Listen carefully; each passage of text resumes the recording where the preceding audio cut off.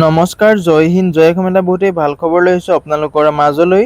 আজি পুনৰ চাকৰি আহিছে PWBD বিভাগৰ ফালৰ পৰা। যিহেতু PWBD বিভাগৰ ফালৰ পৰা 2026 বৰ্ষৰ কাৰণে নতুনকৈ পদ মুকলি কৰি দিয়া হৈছে। কি পদ মুকলি কৰি দিয়া হৈছে আৰু এই পদসমূহত আপোনালোকে কেনেদৰে আবেদন কৰিব, আবেদন কৰিবলৈ আপোনালোকৰ বয়সৰ সময়সীমা কিমান বিচাৰিছে, লগতে আপোনালোকৰ এডুকেশ্যন কোৱালিফিকেশ্যন কি বিচাৰিছে, কেনেদৰে আবেদন কৰিব, আবেদন কৰোঁতে আপোনালোকে এপ্লিকেশ্যন ফিজ কিমান কাটিব লাগিব, সম্পূৰ্ণ তথ্য এই ভিডিঅ'টোত আলোচনা কৰিম। সো ভিডিঅ'টো শেষলৈকে চাব, অলপ স্কিপ নকৰাকৈ। যদিহে ভিডিঅ'টো চাই ভাল পায় এটা লাইক কৰিব আৰু মোৰ চেনেলটোলৈ যদি প্ৰথমবাৰ কাৰণে আহিছে তেনেহ'লে চেনেলটো ছাবস্ক্ৰাইব কৰিবলৈ নাপাহৰিব।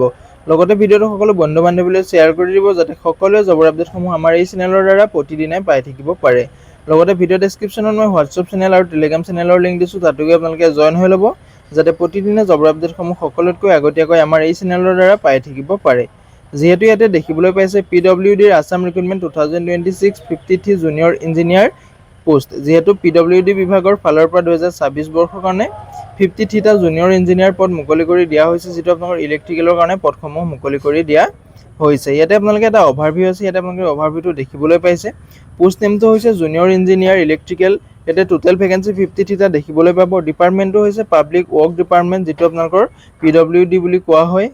কণ্ডাক্ট বডিটো হৈছে আপোনালোকৰ আছাম পাব্লিক ছাৰ্ভিচ কমিশ্যন, যিটো আপোনালোকৰ APSC আণ্ডাৰতে কণ্ডাক্ট কৰা হ'ব, যিহেতু এক্সামসমূহ আপোনালোকৰ APSC আণ্ডাৰতে অনুষ্ঠিত কৰা হ'ব।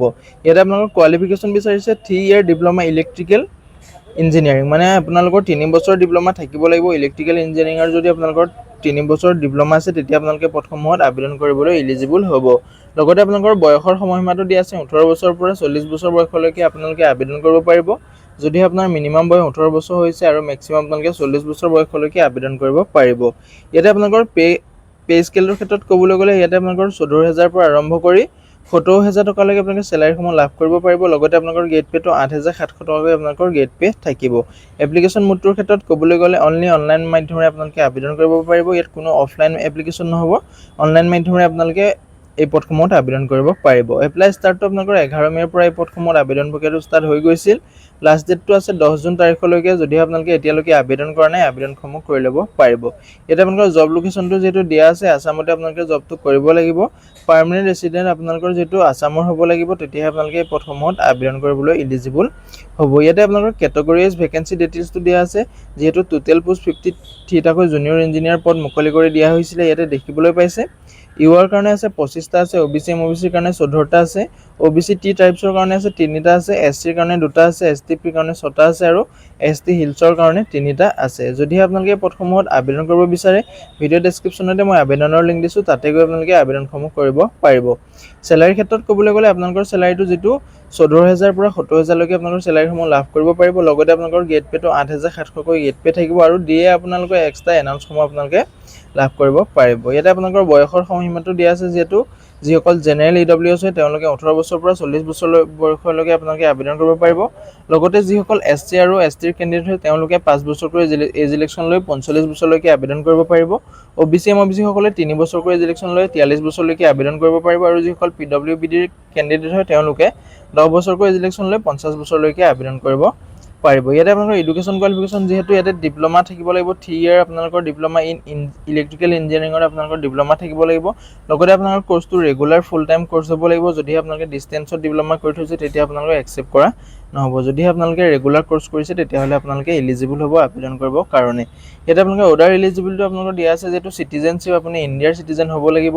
লগতে আপোনালোকৰ পাৰ্মানেণ্ট ৰেচিডেণ্ট অফ আছাম হ'ব লাগিব। আকৌ আপোনালোকৰ যিটো ফেমিলি নৰ্মছ আছে, মানে আপোনালোকৰ যদি দুটাতকৈ বেছি আপোনালোকৰ ফেমিলি যদি আপোনালোকৰ সন্তান আছে তেতিয়া আপোনালোকে আবেদন কৰিব নোৱাৰিব। দুটাতকৈ বেছি বেবী থাকিলে আপোনালোকে এই পদটোত আবেদন কৰিবলৈ এলিজিবল নহ'ব। যিটো ফেমিলি নৰ্মছৰ মতে আপোনালোকৰ এইটো কোৱালিফাই থাকিব লাগিব। ইয়াতে আপোনালোকৰ ক্ৰাইটেৰিয়া এলিজিবল ক্ৰাইটেৰিয়াটো আপোনালোকে যিহেতু গম পালে, ইয়াতে এপ্লিকেশ্যন ফিজটো দিয়া আছে। যিসকল জেনেৰেল EWSৰ কেণ্ডিডেট হয় তেওঁলোকে ইয়াতে 297 টকা 20 পইচাকৈ এপ্লিকেশ্যন ফিজ কাটিব লাগিব। আৰু যিসকল OBC MOBCৰ হয় তেওঁলোকে 197 টকা 20 পইচা এপ্লিকেশ্যন ফিজ কাটিব লাগিব। আৰু যিসকল SC ST BPL হয় তেওঁলোকে 47 টকা 20 পইচা কাটিব লাগিব। আৰু যিসকল PWBDৰ কেণ্ডিডেট আছে তেওঁলোকেও 47 টকা 20 পইচা কাটিব লাগিব। পেমেণ্টটো আপোনালোকে অনলাইন মাধ্যমেৰে পেমেণ্ট কৰিব পাৰিব। Debit card, credit card, net banking যিকোনো মাধ্যমেৰে আপোনালোকে পেমেণ্টসমূহ কৰিব পাৰিব।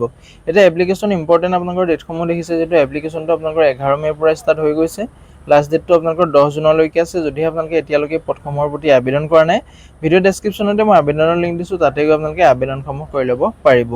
আজিলৈ ভিডিঅ'টো ইমানেই আছিলে। যদিহে ভিডিঅ'টো চাই ভাল পালে এটা লাইক কৰিব আৰু মোৰ চেনেলটোলৈ যদি প্ৰথমবাৰ কাৰণে আহিছে তেনেহ'লে চেনেলটো ছাবস্ক্ৰাইব কৰিবলৈ নাপাহৰিব।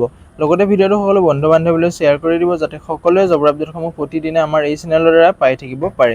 ভিডিঅ' ডেছক্ৰিপশ্যনত মই হোৱাটছআপ চেনেল আৰু টেলিগ্ৰাম গ্ৰুপৰ লিংক দিছোঁ, তাতো গৈ আপোনালোকে জইন হৈ ল'ব, যাতে প্ৰতিদিনে জবৰ আপডেটসমূহ সকলোতকৈ আগতীয়াকৈ আমাৰ এই চেনেলৰ দ্বাৰা পাই থাকিব পাৰে। আজিলৈ ভিডিঅ'টো ইমানেই আছিলে। জয় হিন্দ, জয় অসম।